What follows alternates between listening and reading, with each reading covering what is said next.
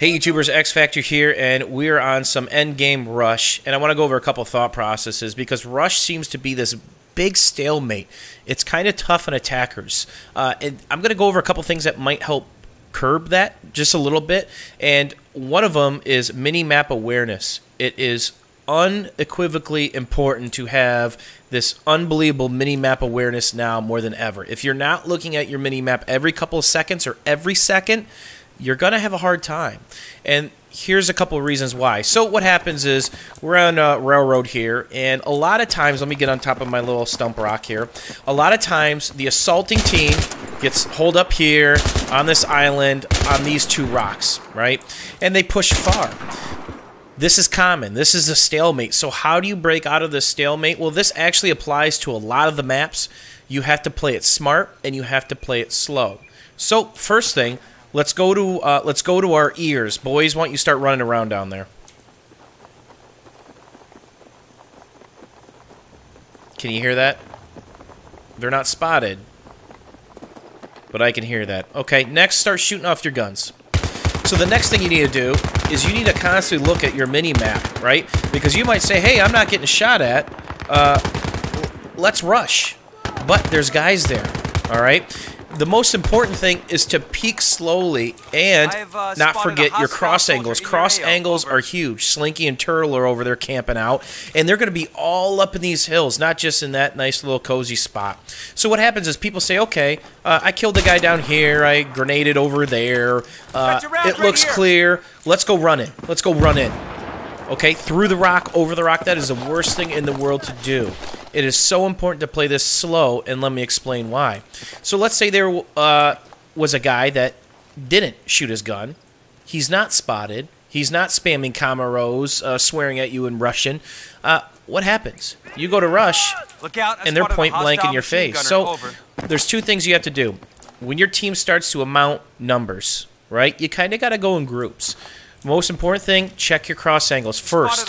What are you exposing yourself to? So in this position that I'm playing right now, I've got this left angle here and over here. All right, of course I can get rushed from on top, but that's not too probable, all right? I'm probably going to get rushed through the crack or around the back, all right? So what you need to do is slowly approach that. Now, you've got a new set of angles. Start spamming Q, checking it off, see if you can suppress the guy, pick a guy. If there's a bunch of dead people over there on your team, that's probably a bad time to move. You need it so that your team is pushing the flank. Once your team takes this area over here, then you can push the middle.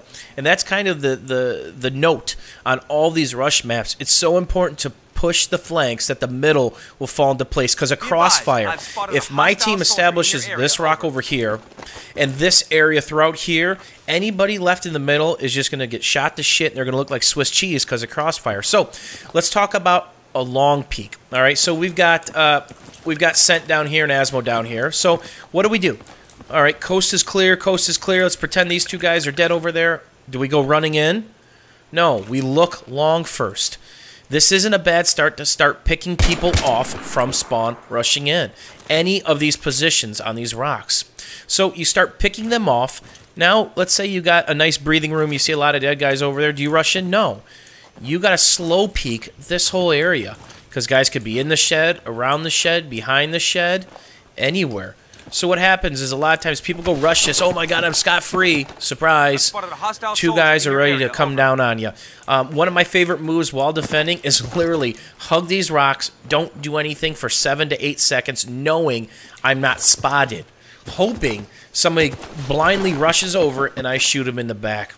I can't preach enough about mini-map awareness. If you have to, please bind your mini-map zoom to a button that's accessible to you. And to make it big as well, because this comes in handy. So boys, start shooting again in any direction. How much information is on my screen right now between being spotted and whatnot? This is the sort of stuff that you need to make good calls on whether to rush, stand still, cherry pick a few more kills, or rush the bomb. And again, more of the story, take the flanks, the middle falls into place, watch your mini-map. People that watch their mini-map, kills come easy. People that don't watch their mini-map, they get surprised, back rage, side rage, and don't typically have very good KDs because they're just getting farmed out. Thanks, everybody at URock. Yeah, no problem. No problem. And we will see you guys soon, YouTubers.